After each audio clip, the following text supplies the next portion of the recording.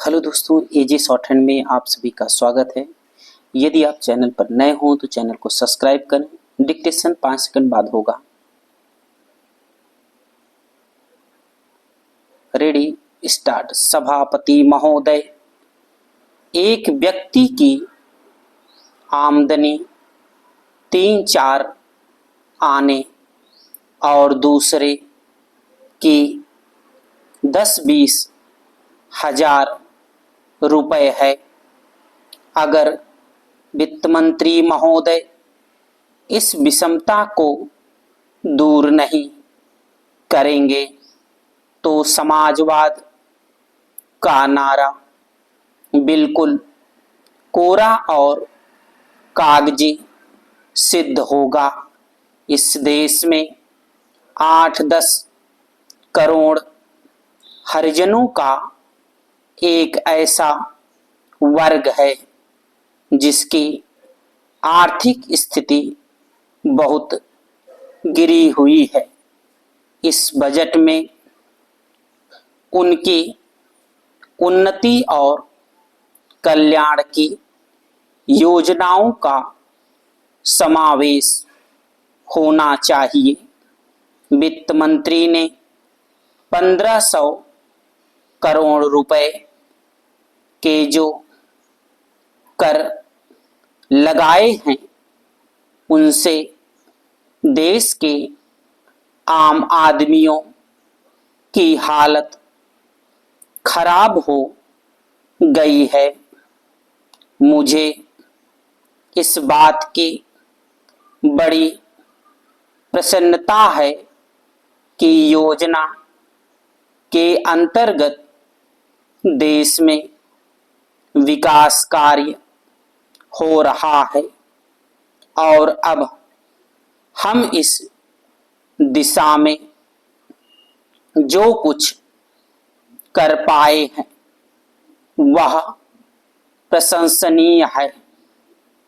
लेकिन मुझे दुख के साथ कहना पड़ रहा है कि जहां कृषि के क्षेत्र में उत्पादन बढ़ रहा है, उद्योग के क्षेत्र में उत्पादन बढ़ रहा है, देश की संपत्ति बढ़ रही है, हर आदमी की औसत आय भी बढ़ रही है, फिर भी हमारे यहाँ की पुरानी गरीबी बिल्कुल नहीं हटी है।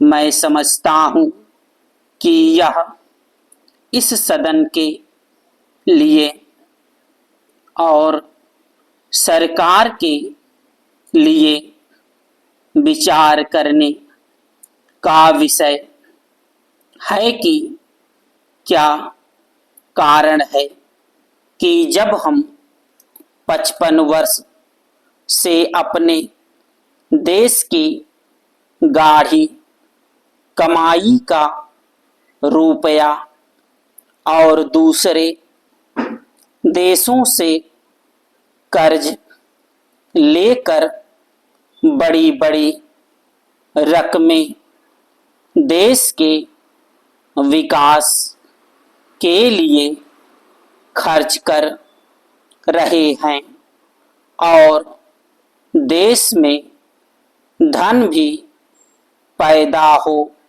रहा है, तब भी देश में जो लोग गरीब हैं उनकी गरीबी दूर नहीं हो पा रही है। क्या यह आश्चर्य की बात नहीं है? मैं समझता हूँ कि इस पर विचार किया जाए। यह ठीक है कि हम समाजवाद के रास्ते पर जा रहे हैं, लेकिन समाजवाद के रास्ते पर ठीक ठीक चलें तो भी हम यह अनुमान नहीं लगा पाते कि कितने वर्षों में हमारे देश की गरीबी दूर होगी। यह ठीक है कि हम योजना के तरीके पर काम कर रहे हैं, लेकिन इस बात को देखने की आवश्यकता अब पैदा हो गई है कि देश में जो धन पैदा होता है वह कहाँ जाता है। इतनी प्रगति होने पर भी हम देखते हैं कि गरीबी दूर नहीं हो पा रही है।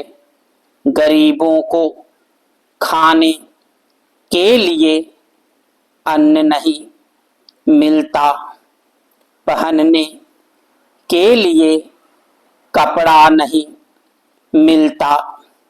इसका क्या कारण है? यह गंभीरतापूर्वक सोचने की बात है। यह समस्या समाजवाद का प्रस्ताव पास करने से ही हल नहीं होगी।